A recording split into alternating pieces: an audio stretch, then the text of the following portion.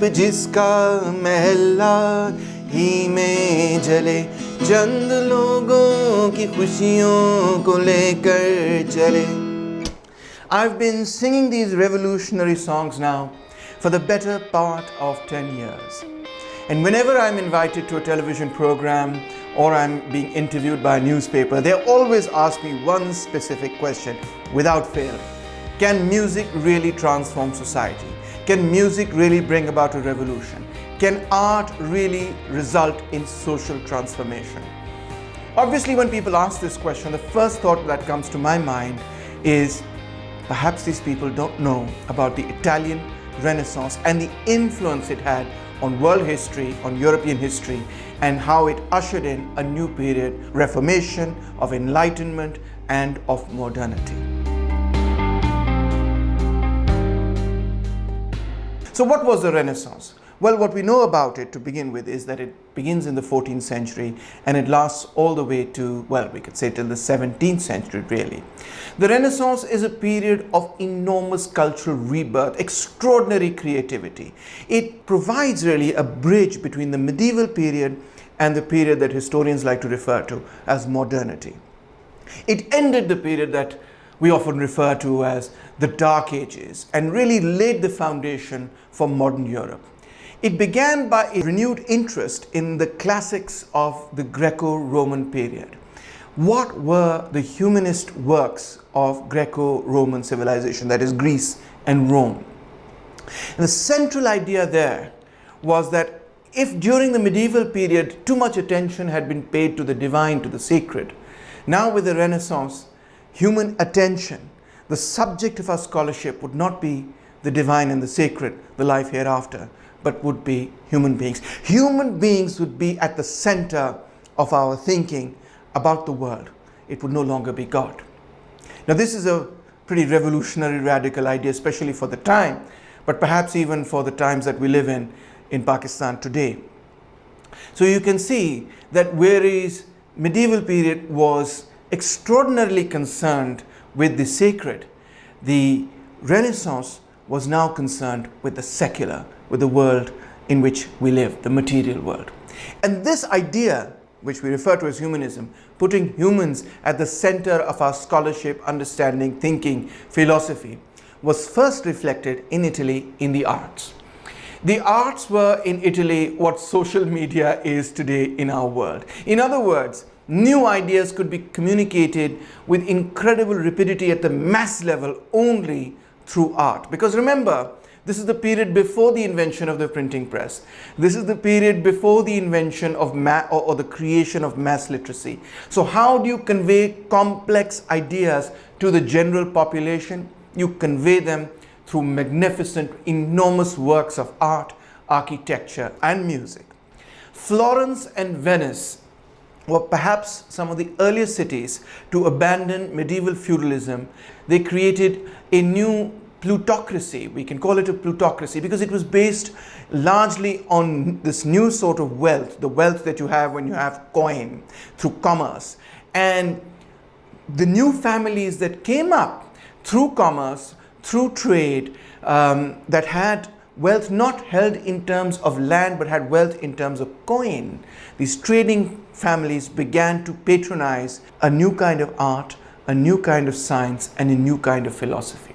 And gradually through the 15th century, their ideas spread throughout Europe and caused an enormous change across Europe, across different generations of people, different people living in all different parts of Europe, and really it was an intellectual revolution.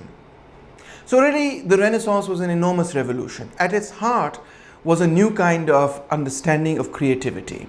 It led to changes in politics, society, economics, and culture. It led to the creation of an entirely new worldview, a worldview in which humanity was always striving towards progress. It led towards new attitude towards culture and learning, and of course, it led to the idea of individual achievement. The Renaissance man was supposed to be the master of everything. No longer were people sort of, purely looking only at one field of knowledge. In fact, they were trying to become masters of everything. And they began to believe fundamentally that one could master several, if not all, the different fields of human knowledge. So the Renaissance man or the Renaissance woman would be a person who would be an artist, who would be a theoretician, a philosopher, a musician, a historian, a man of letters, even someone who would be a traveler, a sports person. The spirit of adventure was very much central to the idea of the Renaissance. For example, Christopher Columbus in 1492, Copernicus in 1530, all of these people had a sense that they were breaking boundaries, whether geographic boundaries or intellectual boundaries, and trying to understand the world in a very different way. So what led to the Renaissance, and why did it occur in Italy? Why not in India, Pakistan, Bangladesh, or some other part of the world? I think it has to do with the peculiar structure of the Italian city-states. First and foremost, the Italian city-states were such that the old landed class, which dominated pretty much all over Europe and also dominated, as I think you realize, pretty much all over the world, was broken in the city-states of Italy. Here, the trading and merchant class first came to dominance over society. And this, I think, is one of the fundamental key elements that began to change how Italian politics and intellectual life really functioned. You must have heard of the Medici family, but there were several other families that came to dominate over the city-states of Italy. So the very structure of these Italian city-states also transformed. And let's remember that these were small states. So unlike the massive states of Asia, the massive states of Persia or the Ottoman Empire, these were states that were essentially limited only to their cities. And I think this, and all the cities were at many times at war with each other. But the fact that there wasn't a very massive, land-based state in Italy played a very important role in the emergence of the Renaissance. Then the third major factor was the Black Death, because the Black Death resulted in a massive decline in the population. Some demographers say that at least a third of European humanity was wiped out as a result of the Black Death. Now, as population declined, people who had skills, people who were, skilled with a pen or skilled with a brush or skilled with a hammer or whatever skills they had, came to be very highly regarded. And after the Black Death, people with skills had enormous freedom to do the things that they wanted to do, because their skills were so highly in demand. They were so high in demand that the limitations that were placed upon them in an earlier epoch were entirely lifted. Then the fourth and one of the very important features was the discovery of Greek literature. And this happened, I think, much by coincidence, and that was that as the Byzantine Empire was conquered by the Muslims, by the Ottomans, many of the great scholars of the Byzantine Empire who studied Greek literature and Greek humanist poetry and plays, etc., fled from Constantinople and came to Italy, where they thought that there would be freedom for them to continue to pursue their scholarly thinking and work and research, etc. So suddenly, after the Ottoman conquest of the Byzantine Empire, Italy suddenly found itself full of scholars that brought with them the literature of ancient Greece. They could study and understand this literature, and they began to teach it to other people. So Italians began to discover not just Greek literature, but through these people they began to also discover Roman literature. And of course, this very much connected to the Italian past. If you don't know, Roman civilization was really built in a certain way on the shoulders of Greek civilization. And so Greek and Roman culture have a lot in common. Greek and Roman philosophy have a lot in common. So the discovery of Greek literature also meant a rediscovery of Roman literature. And Italians in particular were very interested in rediscovering all of that, because this was their past. So this was part of their heritage. So there was almost, you could say, a fever to study Greek literature, to study Roman literature, and to understand that past. And this fever, this new fashion or fad, whatever you want to call it, led to people focusing less on the ancient medieval texts of Christianity and much more on the ancient texts of the Greco-Roman civilizations of the past history. So study of these arts led to new art movements that wanted to emulate the form and style of Greek and Roman art. And that is essentially what led to the creation of what we call Renaissance arts. At first, Renaissance art was not challenging, or Renaissance thought itself was not in any way challenging the Roman Catholic Church. In fact, quite the opposite. It was encouraged by the Roman and patronized by the Roman Catholic Church. But after a certain period of its own development and transformation, it could not help, in my view, but contradict the teachings of the church as they were understood at that particular point in time. So now we see incredible new Renaissance artists who have studied Greek and Roman works and are attempting to revive the classical form under the patronage of the church in the 14th century, developing various new techniques of doing art. For example, the technique of perspective and 3D were developed as a consequence of the study of the ancient arts by Renaissance artists. Because my wife and I actually have been to Italy. We've been to Rome and Florence and other places in Italy, and discovered for ourselves in the Vatican and other places where you see Christian art and you see Renaissance art, the differences in technique, how during the Christian period everything was depicted in pretty much in 2 dimensions. There was no concept that if a person was further away that they would be smaller, and therefore depicted as being smaller. And also a lot of art was depicted from what's called the God's eye view, where everything was viewed more or less equally, because God sitting on the 7th heaven would view things equidistant from that particular vantage point. So the artist took that particular eye. But now with Renaissance art, because we are talking about humans, but we're also talking about humans from the human point of view. Humans are at the center of everything, and humans see everything through 3 dimensions. So Renaissance artists begin to more and more emphasize perspective and new and vibrant and very different colors. You can instantly tell Renaissance art from the older medieval Christian art, although both are sort of Christian art at this particular point in time, but you can see stylistically that they're incredibly quite different. So now this leads to the 3 great geniuses of Renaissance art. Leonardo da Vinci, who was born in 1452, passed away in 1519. Michelangelo, who was born in 1475 and passed away in 1564. And Raphael, born in 1483 and who passed away in 1520.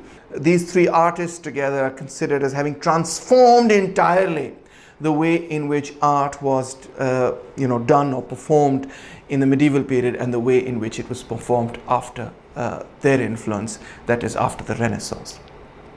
In addition to the art, there was an enormous transformation in the way in which now people began to study society, began to study nature. And this transformation in what was being studied and how things were being studied is referred to as humanism. And it is the foundation really behind the academic discipline that we today call humanities. When you opt to major in humanities, you are really opting to major in a subject that was created, or rather recreated, as a consequence of the Renaissance. So humanism is the pedagogical and intellectual philosophical outcome of what, or the correlate of what was an art movement, but also was a philosophical transformation. So what is humanism? Humanism really is to literature was what the Renaissance was to the arts. It invited us to focus much more on secular worldly affairs, on material affairs, on this world, on humanity, rather than on religion, on the afterlife, on God, on the sacred. So the distinction between the two is don't focus on the focus on the sacred, focus on the secular. Don't focus on the divine, focus on this world, etc. That was at the heart of humanism. The second major theme of humanism was the idea that we needed to stimulate individual creativity, that the individual was capable of far more than we give him or her credit for, and that the individual could master several different disciplines. So you must have heard this expression, such and such person is a Renaissance man or a Renaissance woman. That means that they're incredibly creative, but not just in one field, in many, many different fields. The traditional university, used to teach theology, law, and medicine. These were the sort of principal subjects taught at that time. But when the humanists came to dominate over universities and over education, and they were very, very influential on education, they returned to Greek and Roman humanities. So they began to study, in addition to these things, grammar, rhetoric, poetry, and history. And this had a huge and very lasting impact on education, because the whole idea of what an education was supposed to equip a person with was transformed. It led to what we today refer to as a liberal arts understanding of education. So whenever people say, oh, I'm going to a liberal arts college, they're really going to a college which aspires to replicate the ideas of the Renaissance. One of the principal figures that's been credited with having begun the Renaissance is Francesco Pecoraro, who was born in 1304 and passed away in 1374. He's an early humanist, a poet, and one of the great things that he did was that he assembled a library of Greek and Roman manuscripts, and that allowed people like Cicero, Homer, Virgil to be reread by Italians. It was through his library that Italians really began to rediscover all these great writers. And it is Petrarch who refers to the period from the 5th century till the Renaissance as the Dark Ages. He refers to the period in which the church dominated as the Dark Ages. So this is not something that, this is not a particular epithet that Muslims gave Christian rule, but rather it is people from within Europe who refer to their own history or periods of their own history as the Dark Ages. A second great figure of the Renaissance is Desiderius Erasmus, who was born in 1466 and passed away in 1536. He was a Dutch priest, and he's considered the crowning glory of Christian humanists. He wanted the Bible to be translated into all the local languages of Europe, into the local vernacular. And in fact, this would have an enormous impact, because at the time the Bible was only read in Latin, but Latin was no longer a spoken language. So only a select few people who had studied with the church could understand the Bible, and only they could interpret the Bible to ordinary people. This gave them enormous power over ordinary people, because ordinary people had no access to the Bible, so they couldn't say, no, actually you've misquoted the Bible, or actually my understanding of this verse is different from your understanding, or anything of that sort, because they had no access to it. They only had access to it through the priests, and so that was the system through which priests were able to maintain their hegemony. But once the Bible was translated into all the other languages, ordinary working people, ordinary peasants could now also read the Bible and challenge the priests. That was very, very central to how the dominance of the Catholic Church was undermined through the translation of the Bible into local languages. So Erasmus writes in his famous work, The Praise of Folly, which is published in 1509. And by this time, of course, the Gutenberg press has been invented. Gutenberg creates a press, and a lot of the literature that you begin to see now, the humanist literature, is being published through the press and is being disseminated at a mass level. So one of those works, of course, is The Praise of Folly by Erasmus. In it, he writes, quote, happiness is reached when a person is ready to be what he is. You have heard this theme a bazillion times in movies and in songs, etc. You've even heard it earlier, with Socrates, know thyself, etc. But here with the Renaissance, this becomes one of the central themes of human emancipation, that a man or a person or a woman can emancipate themselves only by getting to know who they really are. Erasmus also used satire on the corruption and doctrinal wrangling of the church. He would lampoon them, make fun of them, etc.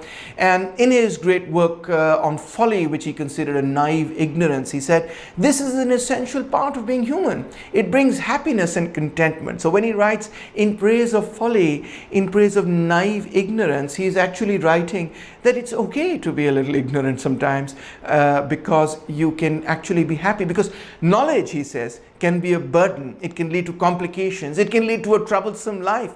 Religion is also a form of folly, says Erasmus, because faith can never be based on reason. The realm of reason is entirely separate from the realm of faith, which is based on a form of folly, a form of love, a form of blind love. So now this, you notice, rejects the idea that, or rather separates reason and religion. Reason and revelation become two separate things. And faith is no longer, according to Erasmus, based on reason, but based on something different, something blind, a form of love. So now, by rejecting the mixing of critical rationalism with Christian theology, which we can also find arguably in St. Thomas Aquinas or other philosophers, this distinction leads in turn to widening intellectual trends, one of which emerges later, as you'll see, as the scientific revolution. But with respect to religion, Erasmus is advocating a return to simple, heartfelt beliefs, and individuals forming a personal relationship with God rather than a relationship mediated through a priest or through the church. It is a relationship based on simplicity, a relationship based on naivety, on humility, and that, he said, was the true, represented the true spirit of the scriptures, and that is really what represented the key to a happy life. So now, the printing revolution, I've already mentioned it once, but let me talk about it in a little more detail. The printing revolution now gallops ahead. In the 1300s, Europeans learned how to make paper from wood pulp, and they learnt it from the Arabs, who in turn, of course, learnt it from the Chinese. Engravers were already experimenting with printing books from wood blocks. You see, they would create these wooden blocks, and they would write carve out the letters on a wooden block, and then they would print the page in one particular go, ink it, and then press it on paper or anything else. And that would be wood block printing. But now, the way in which printing began to transform is that by the 1400s, people began to invent, and Gutenberg in particular perfected the idea of movable type. Movable type meant that you didn't create an entire block that you printed, but rather that you created little alphabets, and you placed those alphabets in a strip, and placed that strip in a block, and then you print it on paper. Now, in the beginning, this had to go through many permutations before it could be perfected. But once it was perfected, it made it possible for printers now to publish books in the thousands. It made it possible to have print runs in the thousands. Books that were very precious and difficult to recreate because they had to be rewritten by hand could now be published and printed in the thousands and be made available in the thousands. So by 1455, Gutenberg built the printing press. The first thing he did was he began to print the Bible. He then began to print the Bible not just in Latin but in other languages. And as things went on, the press, this particular Gutenberg press, was then used by protesting Christians to publish their literature, which led to the Protestant Revolution, Reformation, etc. And it was also used to publish works about science and so many other things. In other words, it led to an entire revolution. It led to the rapid dissemination of new ideas, and really it is at the heart of how Europeans transformed themselves through printing. They were churning out books. They were, by the thousands, and they were reading them by the thousands. A sort of fever gripped Europe in this period to print as many books as possible and to read them. And any book that was banned was more likely to be read because, the fact that the book was banned generated interest in that particular book. At the same time, the Ottoman Empire was not interested in the creation of the printing press. They didn't want to import the printing press from Europe either. In fact, they banned the publication of the Quran or Hadith, etc., which they considered to be the only important things to publish via the printing press. They considered that the Quran could only be written by hand by somebody who had properly done the wuzu, had performed ablution so that they were clean. And so they didn't want the Quran to be published in this particular way. For 300 years, in fact, the Ottoman Empire kept the printing revolution at bay. And naturally, that cost the Ottoman Empire in terms of, being able to furnish the population with books and literature and ideas that would have stimulated stimulated thought and caused people to think about the world in a new way. So really it was an enormous loss to Ottoman civilization and to Muslim civilization as a whole.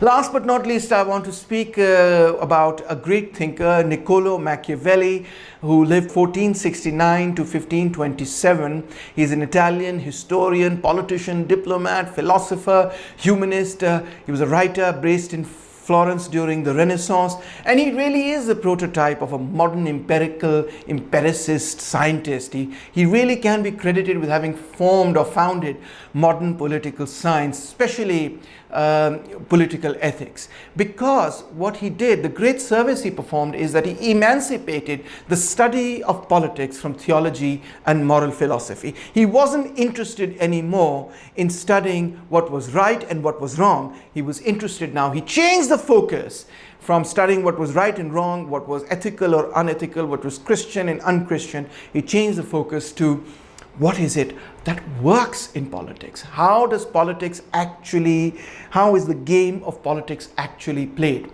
So for this purpose, he wrote a very famous book. In fact, he didn't title it at that time. It was in the form of a long letter to the Medici family and to the head of the Medici family. It was subsequently titled The Prince. It's witty, it's cynical, and it set aside, as I've already said, Christian morality and gave the ruler ruthless, practical advice on how to run a government, how to run a state. Machiavelli's central idea is virtue. Virtue not in the sense of what is right or wrong, but virtue in the sense of power, of virulence. The Latin word of being virile, power and virtue is really the same. So virtue here is really meant how to be virile, how to manage power. And in this you can say that he created a school of thought which we refer to today in IR as well as in political science as realism. Rulers, he said, cannot be bound by morality. The ends have to and do justify the means. But this was true only for the prince, not for the general population. There was a dual morality that he introduced, the idea of dual morality. What common people should observe one kind of morality, but the prince, who was in charge of running a government, running a society, had to look at things very, very differently. The prince cannot observe all those things which are considered good in men, wrote Machiavelli. The prince has to do things in order to safeguard the lives and properties of people that ordinary people don't have to do. So, in a very famous passage, Machiavelli writes, it is, of course, always better to be, I'm paraphrasing here, it is always better to be loved and feared, but if one has to choose between being loved and being feared, it is better to be feared than to be loved. Why did Machiavelli say this? He said this is his most famous sort of passage, and he said this not because he wanted people to be feared, but he said this because he understood that love is reciprocal, but fear is something the state can control, the prince can control. So the church at the time immediately placed Machiavelli's great work on the list of prohibited works and considered that this was a very unethical idea, a very unchristian book, that he was the teacher of evil, and he got a really bad press. And even today in the English language we often refer to a certain idea or a certain person as being Machiavellian. He is very Machiavellian in his approach to politics. But really what Machiavelli was talking about was understanding politics not as we wish it were,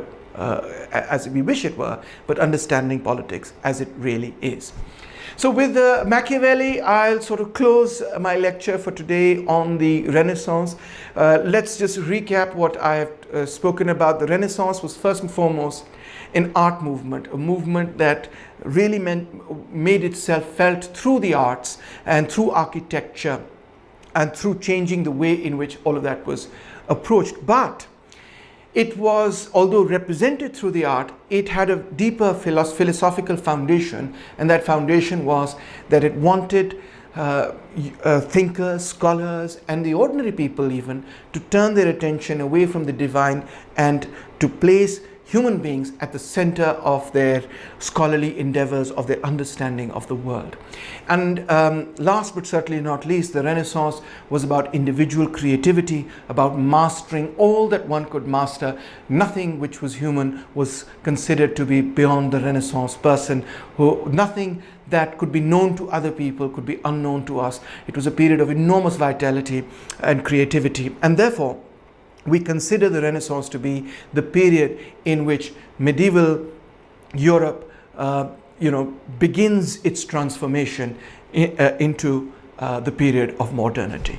I hope you enjoyed that lecture, and I hope I also answered for you the question of whether or not art can transform the world. The entire rise of modernity owes itself to Renaissance art. Thank you so much.